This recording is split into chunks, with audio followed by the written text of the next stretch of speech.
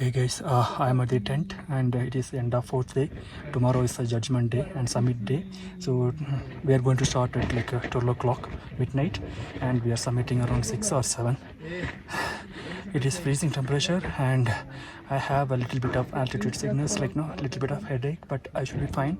And this is my tent. So I'm going to sleep for like maybe 4-5 hours and then wake up at around 11 and get ready for like midnight summit. Yeah, I'll see you tomorrow.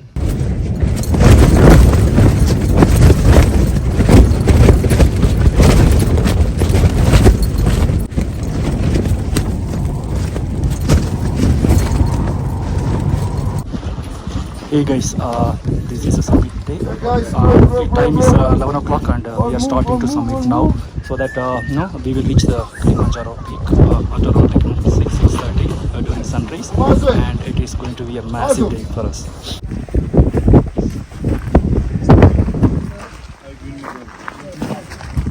There you go.